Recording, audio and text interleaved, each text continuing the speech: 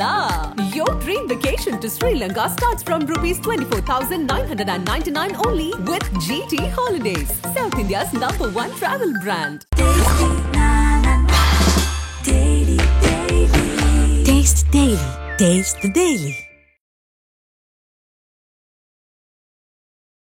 துரைமுருகனுக்கு ஏன் நீர்வளத்துறை கொடுத்தாங்க அப்படின்றது நான் ஒரு சிலர்கிட்ட விசாரிச்சேன்.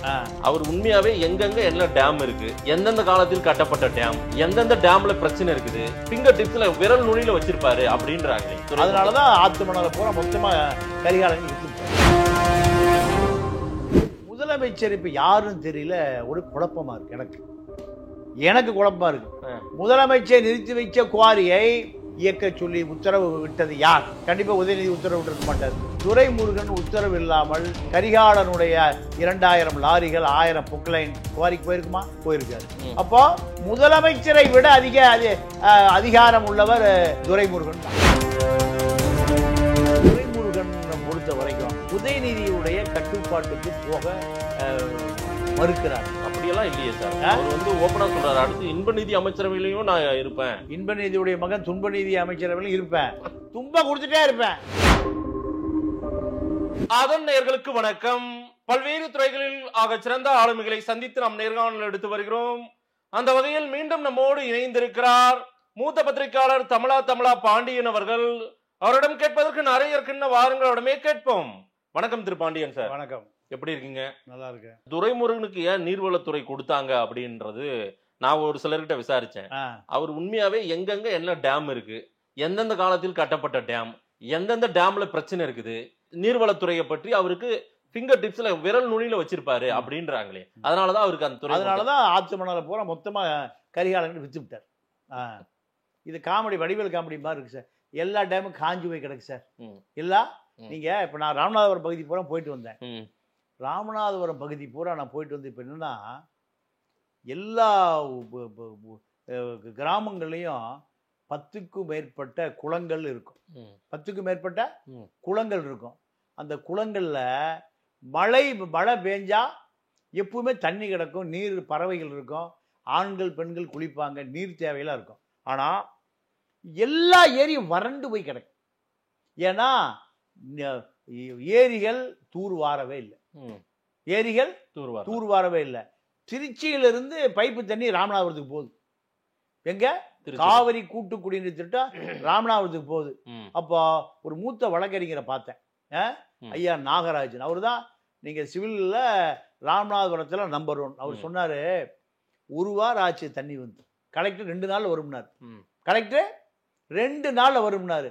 ஒரு வாரம் ஆச்சு. நல்லா கேட்டுங்க, என்ன நடக்குதுன்னா, கிராமங்கள் வழியா போகுதில்ல, எது குழாய், கடப்பாறை எடுத்து ஒரு குத்து, கடப்பாறை எடுத்து ஒரு குத்து, அந்த குளம் வந்து நம்பி போகுது, குளம் நம்பி போகுது.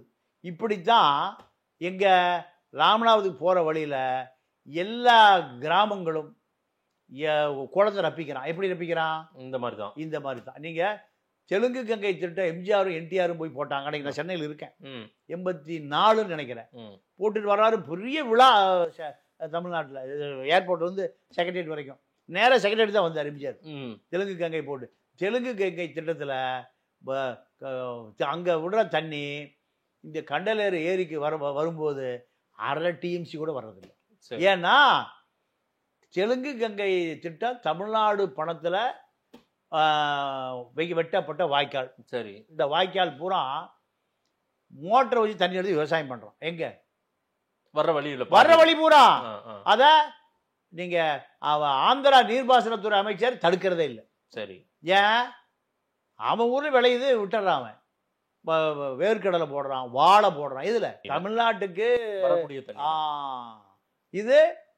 இதுதான் சட்டம். இது சட்டத்தை எவனும் மதிக்கிறதே இல்லை. என்ன காரணம்னு கேட்டீங்கன்னா, அந்தந்த அரசுகள் அந்தந்த மக்களுக்கு விசுவாசமா இருக்கு. ஆனா நமது அரசுகள் நமக்கு விசுவாசம் இல்லை. ஏன்? காவிரியில செக் டைம் கட்டின பாலாத்துல இப்ப கட்டுறான், பாத்தீங்களா? தமிழ்நாட்டுல செக் டைமே கட்டல.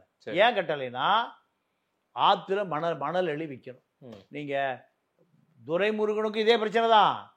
கருணாநிதி 67ல் பொதுப்பணித்துறை கொடுத்தே ஆகணும்னு ஒத்த காலம் இருந்த ஒரு வார காலம் அவர் வந்து இலாக்கா இல்லாத அமைச்சராக இருந்து அண்ணாவுக்கு நெருக்கடியை கொடுத்து அண்ணா சிஎஸ்டி ஆலோசனை கேட்டு இப்போதான் முதல்ல மந்திரி சபை பதவி ஏற்றிருக்கீங்க, ஒரு ஆள் வெளியே போயிடக்கூடாது, நீ உடனே கொடுத்துரு. சிஎஸ் உடைய ஆலோசனைப்படி அண்ணா கருணாநிதிக்கு பொதுப்பணித்துறை கொடுத்தாரு. சரி, இப்போ என்னன்னா தமிழ்நாட்டில் பொதுப்பணித்துறையில தான் அரசியலே இருக்கு. சரி, நீங்க ஏவா வேலு பொதுச் செயலாளர் ஆகணும்னு முடிவு பண்றாரு. ஆனா துரைமுருகன் சொல்றாரு 10 கட்சி போயிட்டு இருந்தவர் பொதுச் செயலாளரா, நான் ஒரே கட்சியில 50 ஆண்டு காலமா இருக்கேன், நான் பொதுச் செயலாளரா. இதை சொன்ன உடனேயும் துரைமுருகன் பொதுச் செயலாளர், துரைமுருகன் பொதுச் செயலாளர். இப்படி துரைமுருகன் பொறுத்த வரைக்கும் உதயநிதியுடைய கட்டுப்பாட்டுக்கு போக மறுக்கிறார். அப்படியெல்லாம் இல்லையே சார், அவர் ஓப்பனா சொல்றாரு, அடுத்து இன்பநிதி அமைச்சரவையிலையும் நான் இருப்பேன், இன்பநிதியுடைய மகன் துன்பநிதி அமைச்சரவையிலும் இருப்பேன், துன்பம் கொடுத்துட்டே இருப்பேன். துன்பம் நீங்க இப்போ ரஜினி கலைஞரிடம் தாய் அந்த புத்தக வெளியீட்டுல எல்லாம் பேசிட்டு என்ன சொல்றாரு, துரைமுருகன் ஒருத்தர் இருக்காருங்க, ஆமா, கலைஞரையே கல்ல விரல விட்டு ஆட்டிடுவாரு. அப்போ ரஜினி வரைக்கும் தகவல் போயிருக்கு, ரஜினி ரசிகர்கள் வரைக்கும் தகவல் போயிருக்கு. அப்போ இது அப்படியே நம்ம கொஞ்சம் முன்னாடி வந்துடுவோம், இந்த துரைமுருகன் எப்படி அரசியலுக்கு வர்றாரு அப்படின்னு பார்ப்போம். ஏன்னா நீங்கள் பச்சை பாசில் ஒரு பேச்சு போட்டி, பேச்சு போட்டி தலைவர் எம்ஜிஆர், திமுக மாணவர் அணி நடத்துகிற ஒரு பேச்சு போட்டி. பேச்சு போட்டியில் முதல் பரிசு யாருக்குன்னா முருகனுக்கு, முருகன் என்ற இளைஞனுக்கு. அந்த முருகன் இளைஞன் பேசும்போது சட்டை கிழிஞ்சிருக்கு, இதை கவனிக்கிறார் யாரு, எம்ஜிஆர். அப்போ எம்ஜிஆர் முதல் பரிசு கொடுக்குறாரு, கொடுத்துட்டு உன்னுடைய தந்தையோடு வந்து என்னை பார் என்று போயிடுறாரு. உன்னுடைய தந்தையோடு வந்து அப்போ எம்ஜிஆரே சொல்லிட்டாரியா, பெரிய எதிர்காலம் இருக்குன்னு அப்பாவை வர லெட்டர் போட்டு வர சொல்லி அப்பா கூட்டிட்டு போறாரு. இந்த இளைஞனுக்கு பேர் என்ன, முருகன். போன உடனேயும் அப்பா போன உடனேயும் எம்ஜிஆர் கண்டிக்கிறார், படிக்கிற பையன் அவன் பேச்சு போட்டியில் கலந்துக்கிறான், பார்த்தா சட்டை கிழிஞ்சிருக்கு, நீங்கள் சரியாக இதெல்லாம் கவனிக்கிறது இல்லையா. ஐயா, 1 ஏக்கரா வச்சுருக்கேன், இவனை படிக்க வைக்கிறது இந்த வருஷத்தோடு நிறுத்த போகிறேன், என்னால் ஃபீஸ் கட்ட முடியல, நான் அங்கே இன்னொரு பையன் இருக்கான், அவனுக்கு படிக்கணும், குழந்தை குட்டியும் பார்க்கணும், ரொம்ப முடியலையா, அதனால் நீங்கள் கூப்பிட்டீங்கன்னே நான் அடித்து பிடிச்சி ஒடியாந்தேன். சரி, உன்னுடைய கவலை நியாயமான கவலை, நான் படிக்க வைக்கிறேன், நானே படிக்க வைக்கிறேன். இவனை வழக்கறிஞராக்கி ஒரு உயர் நீதிமன்ற நீதிபதியாக்கி சுப்ரீம் கோர்ட் ஜட்ஜா பார்க்கணும் நான் விரும்புகிறேன் முருகனை. அப்போ ஐயா உங்ககிட்ட ஒப்படையா பையனை கையை பிடிச்சி எம்ஜிஆர் கொடுக்குறாரு. சரி, அவங்க அப்பா, நீ கவலைப்படாத போ, நானே ஃபீஸ் கட்டிக்கிறேன், நானே அவனை படிக்க வைக்கிறேன், அவனை நானே மனுஷனாக்குறேன், எல்லாம் நானே பொறுப்பேற்றுக்கிறேன். எம்ஜிஆர் நல்ல துருதுரு இருக்கான், நல்ல மேடையில் பேசுகிறான், திராவிட இயக்க கொள்கைகளை புட்டு வைக்கிறான். எம்ஜிஆர் கணக்கு போட்டார், நம்ம கட்சி ஆரம்பிக்கும் போது பொதுச் செயலர் ஆக்கியெல்லாம் முடிவு பண்ண. சரி, யார, முருகனை. அப்போ முடிஞ்சு போய் இப்போ ஃபீஸ் கட்டுறாரு, படிக்க வைக்கிறாரு, எல்லாமே பார்த்துக்கிறாரு. ஆமாம். ஒரு நாள் ஏவிஎம் ஸ்டுடியோ 2வது ஃப்ளோரில் நடந்து போயிட்டு இருக்காரு, பார்த்தா முருகன் வேடத்தில், ஒரிஜினல் முருகன் வேடத்தில் இந்த எம்ஜிஆருடைய முருகன் அங்கே இருக்கான். ஓடி போகிறாரு, நீ ஏன் இங்கே வந்த, எங்க ஸ்டுடியோவுக்கு நடிகரா, உன்னை யாருக்கு வர சொன்னா, நீ ஏன் பள்ளிக்கூடம் போலியா, காலேஜ் போலியா, இல்லை எனக்கு ஆசை, உன்னுடைய ஆசை என்ன எனக்கு தெரியும், உன்னை நான் ஒரு பெரிய சுப்ரீம் கோர்ட்டு ஜட்ஜ் ஆகணும்னு பார்க்குறேன், நீங்கள் இந்த நாடகத்தில் நடிக்க வந்திருக்க, சினிமாவில் நடிக்க வந்திருக்க, பல பேர் இதில் காணாமல் போயிட்டான், ஒரு வேஷம் கிடைக்கும், 2 வேஷம் கிடைக்கும், தொடர்ச்சியாக வேஷம்லாம் கிடைக்காது, நான் இந்த இடத்துக்கு வர்றதுக்கு எவ்வளோ போராடிக்குன்னு தெரியுமா, இப்படி எத்தனை பேர் என்ன போல ஆக முடியும். சரி, நான் சொல்கிறது நீ கேளு, வேண்டாம், இது வேஷத்தை கலை. உடனே ஏவி செட்டியார் வந்துட்டார், என்னப்பா நான் ஆளை பிடிச்சாது முருகன் வேஷத்துக்கு ஒரு ஆளை ரெடி பண்ணி வச்சிருக்கேன், நீ ஆட்டத்தை கழிச்சு கூட்டிகிட்டு போகிறேன், இல்லை இவன் எதிர்காலத்தில் சுப்ரீம் கோர்ட் ஜட்ஜாக வேண்டிய இளைஞன், ஏப்பா இப்போ எனக்கு ₹1,00,000 நட்டமாகி போயிருப்பாப்பா, சுப்ரீம் கோர்ட் ஜட்ஜ் எப்போ ஆகிறது, ஏன் படம் ரிலீஸ் பண்ணுறது, நீ என்ன இப்படி கெடுக்கிற, நீ இல்லை நான் உங்களுக்கு வேற ஒரு ஆளை தர்றேன், வேற ஒரு இளைஞனை தர்றேன் அப்படின்னு சொல்லி, இல்லை இப்போ ஷூட்டிங் நடக்குது, இந்த ஷூட்டிங் நின்று போயிரு, என்ன பண்ணுறேன், உடனே பழனிசாமின்னு ஒரு இளைஞனை போய் கூப்பிட்டு வர்றார் எம்ஜிஆர். ஐயா, இந்த முருக வேடம் இந்த பையனுக்கு சரியாக இருக்கும், ஓவிய கல்லூரி இளைஞன், நல்லா நடிக்க ஆர்வம், இவன் வந்து ஏவிஎம் ஸ்டுடியோல மாச சம்பளத்துல வேலை பார்க்கறான் உங்க ஸ்டுடியோல, எனக்கே தெரியாத. இவனுக்கு அந்த வேஷத்தை போடு. சரி, எம்ஜிஆர் வந்து போட சொல்றாரு. அந்த இளைஞனுக்கு பேர் என்ன? பழனிசாமி. பழனிசாமி. இன்னைக்கு சிவகுமார். எந்த சிவகுமார்? நடிகர் சிவகுமார், சூர்யாவுடைய அப்பா. ஓ, முருகன் யாரு? துரைமுருகன். அடேப்பா. முருகன் என்னவா மாறிட்டாரு? துரைமுருகன். துரைமுருகனா மாறிட்டாரு. துரைமுருகன் எப்படி வந்து பேரு? அவரே துரைன்னு வச்சுக்கிட்டாரு. அந்த காலத்துல திராவிட இயக்கத்துல பூராம பேர் வச்சுக்குவாங்க. தட்சணாமூர்த்தி கருணாநிதி ஆயிட்டாரு. தட்சணாமூர்த்தி கருணாநிதி ஆயிட்டாரு. பல பேர் தமிழ் பேரை சாத்தையா தமிழ் குடிமகன் ஆயிட்டாரு. இப்படி பல பேர் என்ன பண்ணுவாங்க, தமிழ் பேரை மாத்திக்குவாங்க. அண்ணன் திருமாவளவன் ஒரு 5 லட்சம் பேருக்கு தமிழ் பேர் வச்சாருல்ல, அதே போல தொல்காப்பின்னு வச்சாரு. அதே போலதான் பேர முருகன் துரைமுருகனா மாறிட்டாரு. பழனிசாமி சிவகுமாரா மாறிட்டார். நடிகர் சிவகுமார். ஓகே, இதுதான் துரைமுருகனுடைய ஹிஸ்டரி. அங்கிருந்து கொண்டு வந்து ஸ்டுடியோ பக்கமே நீ போயிடக்கூடாது. ஸ்டுடியோ பக்கமே போயிடக்கூடாது. லா காலேஜ் முடிச்சதை வந்து என்ன பார்க்கணும். இதுதான் அன்னைக்கு வேஷத்தை கலைச்சு என்னவாக்குனாரு, ஒரு வழக்கறிஞராக நீதிபதி ஆனாரா இல்லையா? ஆகல.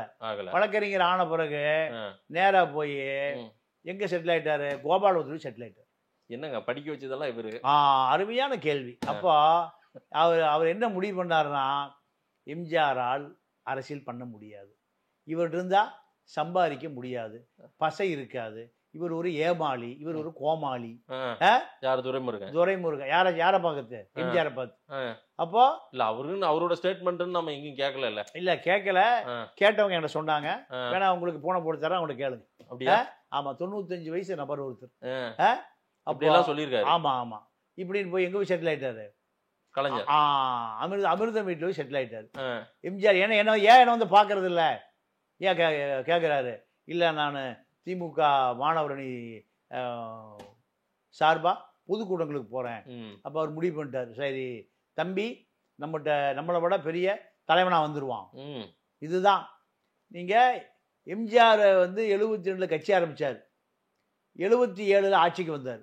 அப்போ இந்த 5 ஆண்டு காலம் திமுக மேடைகளில் எம்ஜிஆரை எவ்வளவு தூரம் தரம் தாழ்த்தி நீங்க இப்ப பேசணுமோ மேடைகள்ல அவ்வளவு தூரம் பேசினவர் துரைமுருகன். அதே போல் சட்டசபையில நீங்க எம்ஜிஆர் முதலமைச்சர், எதிர்கட்சி தலைவர் கருணாநிதி. அப்போ மும்மூர்த்திகள் ரகுமான் கான், சுப்பு, துரைமுருகன் 3 பேரும் கருணாநிதி கண்ணா காமிச்சு எம்ஜிஆர் கோமாளி கீமாளி, நாடக நடிகன், மலையாளி, இப்படி பேசி எம்ஜிஆரை பிபியை ஏத்துறது 3 பேர் தான். எம்ஜிஆர் என்ன பண்ணாரு? 3 பேரையுமே அதிமுக சேர்த்து முயற்சி பண்ணார். அதுல சுப்பு அதிமுக சேர்ந்தார், காணாம போயிட்டார். ரகுமான் கான் அதிமுக சேர்ந்தார், காணாம போயிட்டாரு. கடைசி வரை துரைமுருகன். அதாவது சட்டசபையில எம்ஜிஆர் உயிரோடு இருக்கும்போது நாத்திக பாலு சொன்னார். அவர் இப்ப இறந்துட்டார். இறக்கும்போது அவருக்கு 75 வயசு. துரைமுருகன் பிரஷர்ல மயங்கி கீழே விழுந்துட்டார். எம்ஜிஆர் ஓடி போய் முதலமைச்சர் மடியில தூக்கி வச்சு, வளர்த்த பையனாச்ச, தண்ணியை தெளிச்சு, உடனே டாக்டர் வர வச்சு இவ்வளவு பார்த்துருக்காரு. மயக்கம் தெரிஞ்ச உடனே ஓடி போய் எங்க போய் உட்காந்துட்டாரு? கலைஞர் பக்கத்துல உட்காந்து. இதுதான் துரைமுருகன். சரி. அப்போ திராவிட இயக்கங்களை பொறுத்தவரை திராவிட இயக்கம் வளர்ந்தது எல்லாமே சினிமாவிலையும் பேச்சிலையும் தான். சரி. இந்த சினிமா பேச்சு ரெண்டுமே கைதேர்ந்தவர் துரைமுருகன். இப்ப துரைமுருகனை பொறுத்த வரைக்கும் இந்த தேர்தலில் 752 ஓட்டுல ஜெயிக்கிறார். 752 ஓட்டுல. எங்க காட்பாடியில எதிர்த்து நின்றவர் யாரு? ராமுட்ட நீங்க வீரமணி மூலம் பேசி, வீரமணி எடப்பாடிட்ட பேசி, எடப்பாடி ராமுட்ட பேசி, ஏப்பா துரைமுருகன் விட்டு கொடுத்துட்டு வந்துரு, துரைமுருகன்ட்ட விட்டு கொடுத்துட்டு வந்து. இந்த 752 ஜிக்ஜாக் தான். நான் அதுக்குள்ள டீப்பா போக விரும்பல. ஓகே. என்னது ஜிக்ஜாக் தான். இதுல நீங்க நம்ம சிதம்பரத்தை மோடி சொல்லுவார்ல, ரீகவுண்டிங் மினிஸ்டர். கண்ணப்பன் ஜெயிச்சிட்டு இருக்காரு, கிளம்பி வீட்டுக்கு போயிட்டாரு. யாரு? சிதம்பரம். மீண்டும் டெல்லியில இருந்து போன் வந்த உடனே கண்ணப்பன் கிளம்பி போறாரு. யாரு வந்து உட்கார்றா? சிதம்பரம். அதே போல டி நகர் தொகுதி அதே கதை தான். நீங்க ஒரு வந்த போனை கேட்டுட்டு சத்யா கிளம்பி போயிட்டார். ஜெயிச்சவர் தோற்கிறார், தோக்கவர் ஜெயிக்கிறார். இப்படி எல்லாம் பல ஜிக்ஜாக் நடக்கும். இந்த ஜிக்ஜாக்ல தான் 752 ஓட்டு. இப்போ ஒரு முறை எம்ஜிஆர் முதலமைச்சர் துறைமுகத்தில் கருணாநிதி 682 ஓட்டு ஜெயிக்கிறார். துறைமுகம் காஜான்னு ஒருத்தர் எலெக்ஷன் நிற்கிறாரு. அப்போ எம்ஜிஆரே சொல்றாரு, ஏப்பா விட்டு கொடுத்துருப்பா, சட்டசபையில் ஒரு ஆளாவது வேணுமாப்பா, சட்டசபையில் ஒரு கருணாநிதியாவது வேணும். இப்படி சில அரசியல் எழுதப்படாத கணக்குகள் பல கணக்கு லாப நட்ட கணக்கு இருக்கும். சரி, இப்ப இந்த கணக்குல தான் இந்த முறை துரைமுருகன் 752 என்பது லாப நட்ட கணக்கு தான். நீங்க ஒரு ஸ்டேஜ்ல நெஞ்ச புடிச்சிட்டு, தம்பி ஸ்டாலின் என்ன திமுக உள்குத்து குத்தி தோக்கடிச்சு விட்டானுவோ, நான் ஜெயிக்கவே மாட்டேன்னு அழுகிறாரு. அண்ணா நீங்க ஜெயிப்பீங்க, வாங்க, உங்களுக்கு மந்திரி சபை, நீங்க காவிரி ஆறு, கரிகாலம் எல்லாம் காத்திருக்காங்க. இதுதான். அப்போ துரைமுருகன் தம்பிய நீங்க துணை முதலமைச்சர் ஆக்கி ஆகணும்னு சொன்னாரு. அடுத்த நாள் துணை முதலமைச்சர். சரி, அடுத்த நாள் துணை முதலமைச்சர். இப்போ இது காலம் தாழ்த்துவதற்கு காரணமே துரைமுருகன் தான். நீங்க உதயநிதியுடைய விசுவாசிகள் சொல்றாங்க. அதாவது அவங்க அப்பா முதலமைச்சராக இருந்த பொழுது ஸ்டாலின் துணை முதலமைச்சர் ஆவதற்கு இதே மூணு நெருக்கடிகள். அன்னைக்கு வீரபாண்டி ஆறுமுகம், துரைமுருகன், இப்படி ஒரு பெரிய லாபியை துரைமுருகன் தலைமையில் வச்சு ஸ்டாலின் துணை முதல்வர் ஆக்குவதற்கு தாமதப்படுத்தியதும் இதே குழுதான். இதே குழுதான். இப்போ அப்பாவுக்கும் அதே குழுதான், மகனுக்கும் இதே புழுதான். இந்த புழுதான் நீங்க திமுக குடும்பத்தை மிகப்பெரிய மன உளைச்சலுக்கு ஆளாகுது. ஏன்னா இப்ப அவரு 18 நாள் அமெரிக்கா போறாரு. 1.5 மாசம் 18 நாள் ஆயிப்போச்சு. 17-18 நாள் ஆயிப்போச்சு. 1.5 மாசம் 18 நாள் ஆயிப்போச்சு. என்ன காரணம்? இங்க என்னன்னு எதுவுமே கட்டுப்பாடு இல்லை. நேரில் வந்து நேரம் கொடுத்து பேசியமைக்கு நன்றி திரு பாண்டியன். நன்றி, வணக்கம்.